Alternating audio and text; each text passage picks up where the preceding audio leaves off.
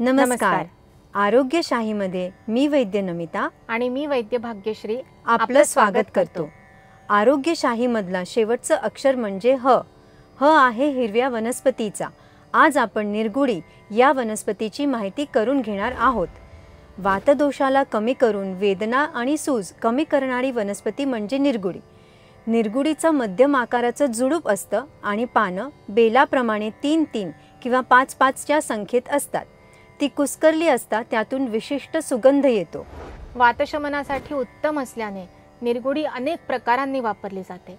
अभ्यंगाच्या तेलात तर निरगुडी अगदी हमखास असते. मुकामार लागल्यामुळे शरीरावर कुठेही सूज आली, दुखू लागलं, कुठलाही सांधा दुखत असला तर त्यावर निरगुडीचा लेप लावता येतो. कसा करायचा हा लेप?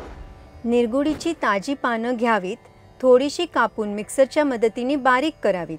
एका पसरट पॅनमध्ये निरगुडीचा हा कल्क काढावा आणि मंद आचेवर शिजवावा.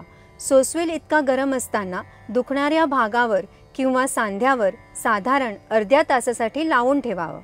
पूर्ण वाळण्यापूर्वी आधी स्पॅच्युलाच्या मदतीने आणि नंतर गरम पाण्यात भिजवलेल्या कापडाच्या मदतीने काढून घ्यावा आणि वरून वातशामक द्रव्यांनी सिद्ध तेल लावावं.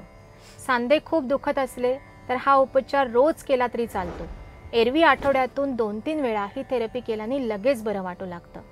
आयुर्वेदातील अशा साध्या पण प्रभावी उपायांची माहिती करून घेण्यासाठी पाहत रहा आरोग्यशाही लोकशाही मराठीवर.